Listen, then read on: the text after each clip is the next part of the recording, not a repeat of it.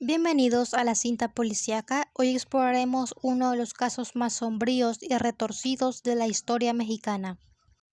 Esta historia se centra en México, en la sombra del régimen del Porfiriato. A finales del siglo XIX, una mujer sembró el pánico y el terror con sus atroces crímenes que marcaron a toda una nación.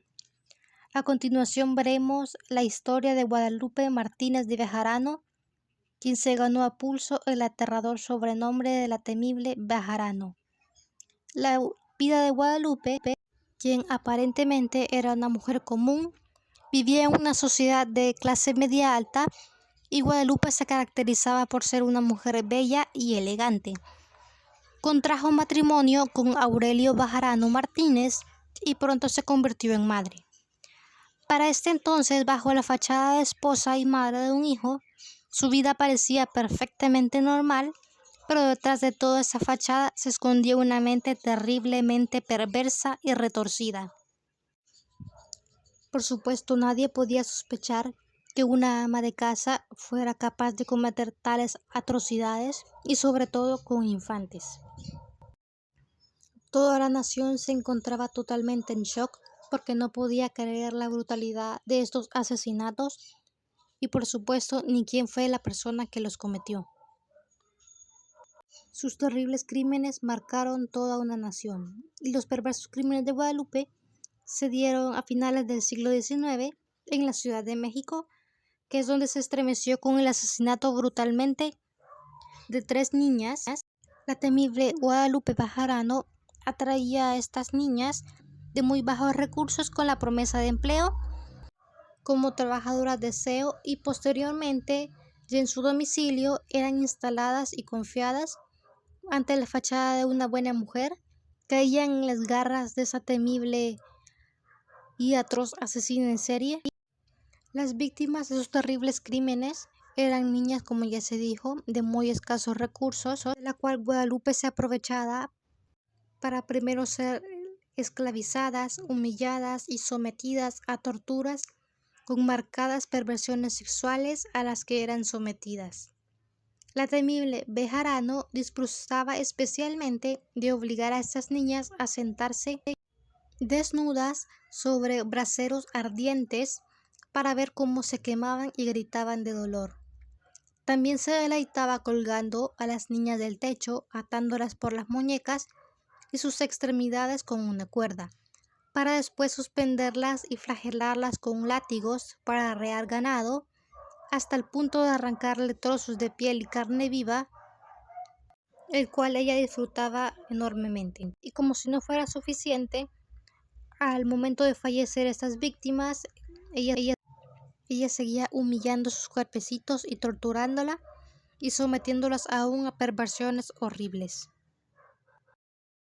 No había límite para las atrocidades que esta mujer cometía ante las niñas, y lo peor de todo es que nadie sospecharía de ella, ya que era una ama de casa y una buena madre. Bajo esa fachada, jamás nadie sospechó de eso hasta el momento de su arresto, mientras ella se deleitaba infringiéndole dolor a víctimas inocentes, a las que sometía a horribles torturas, como no permitiéndoles comer, haciéndolas que hicieran baños de agua hirviendo, quemándolas y otro tipo de castigos horribles e inimaginables.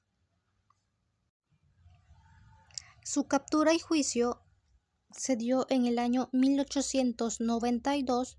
Tras la desaparición de las hermanas Pineda, la policía se puso a buscar exhaustivamente hasta dar con Guadalupe, ya que tenían varias denuncias que hablaban sobre posibles secuestros en la casa de Guadalupe. Pero al momento de que la policía allanó la casa, ya era demasiado tarde. Las 2 hermanas Pineda, al igual que Casimira Juárez, ya se encontraban muertas tras semanas o quizás meses de horribles torturas. Estas 2 niñas que lamentablemente fueron víctimas de sus torturas son: la primera es Casimira Juárez, quien fue asesinada en 1887 y fue el primer crimen conocido de la temible Bejarano. Las otras 2 niñas víctimas de este crimen fueron las 2 hermanas Guadalupe y Crescencia Pineda, asesinadas en 1892 y son los asesinatos más brutales de esta mujer. Para su sentencia, su propio hijo fue quien la identificó como la responsable de los atroces crímenes y las muertes, así como los secuestros y vejaciones terribles. Pero Guadalupe se defendió, culpando de todas sus fechorías a su hijo, pero la justicia por supuesto no le creyó.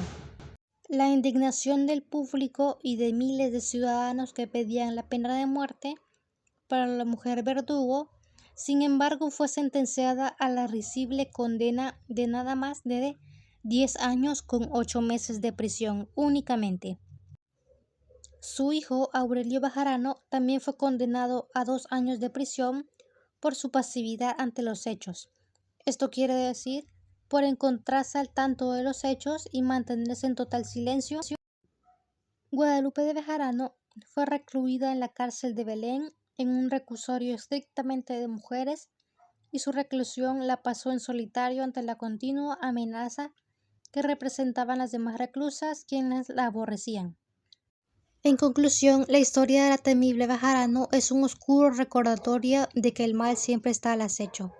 Si mi video te gustó, suscríbete y dale like para más historias de atrocidades como esta.